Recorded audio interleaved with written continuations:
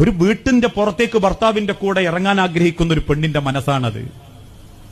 അതൊന്നിനും വേണ്ടിയല്ല. ഈ തിരക്കിന്റെ ഇടയിലും പുരപ്പണിന്റെ ഇടയിലും അവനാന്റെ ഭർത്താവിനോട് നെഞ്ചൊട്ടിക്കടന്നൊരു ബൈക്കുമലായാലും കൈ പിടിച്ചിട്ടൊരു കാറിലായാലും ഒരു ചെറിയ തട്ടുകടന്റെ മുൻപിൽ നിന്നുള്ള ഒരു മസാല ദോശയായാലും എന്തിന് ഒരു ചെറിയ കട്ടൻ ചായ തമ്മിൽ അങ്ങോട്ടും ഇങ്ങോട്ടും വർത്താനം പറഞ്ഞു കുടിക്കലായാലും അതൊക്കെ ഒരു വലിയ മനോഹരമായ സ്വപ്നങ്ങളാ. മരിച്ചു കഴിഞ്ഞിട്ടാ പിയാപ്ലബ അവളെ മുഖത്തേക്ക് നോക്കി പറയുന്നത്, ഓളിഞ്ഞോട് കുറെ പൂതി പറഞ്ഞിരുന്നു, എനിക്ക് തിരക്കൊണ്ടൊന്നും ചെയ്യാൻ പറ്റിയില്ല, അതെന്നെ മരണം വരെ വേട്ടയാടും. ഇനി ഏത് സുന്ദരി എന്റെ ജീവിതത്തിൽ വന്നാലും.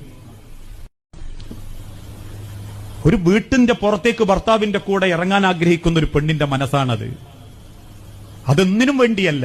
ഈ തിരക്കിന്റെ ഇടയിലും പുരപ്പണിന്റെ ഇടയിലും അവനാന്റെ ഭർത്താവിനോട് നെഞ്ചൊട്ടിക്കടന്നൊരു ബൈക്കുമലായാലും കൈ പിടിച്ചിട്ടൊരു കാറിലായാലും ഒരു ചെറിയ തട്ടുകടന്റെ മുൻപിൽ നിന്നുള്ള ഒരു മസാല ദോശയായാലും എന്തിന് ഒരു ചെറിയ കട്ടൻ ചായ തമ്മിൽ അങ്ങോട്ടും ഇങ്ങോട്ടും വർത്താനം പറഞ്ഞു കുടിക്കലായാലും അതൊക്കെ ഒരു വലിയ മനോഹരമായ സ്വപ്നങ്ങളാ. മരിച്ചു കഴിഞ്ഞിട്ടാ പിയാപ്ലബ അവളെ മുഖത്തേക്ക് നോക്കി പറയുന്നത്, ഓളിഞ്ഞോട് കുറെ പൂതി പറഞ്ഞിരുന്നു, എനിക്ക് തിരക്കൊണ്ടൊന്നും ചെയ്യാൻ പറ്റിയില്ല, അതെന്നെ മരണം വരെ വേട്ടയാടും. ഇനി ഏത് സുന്ദരി എന്റെ ജീവിതത്തിൽ വന്നാലും.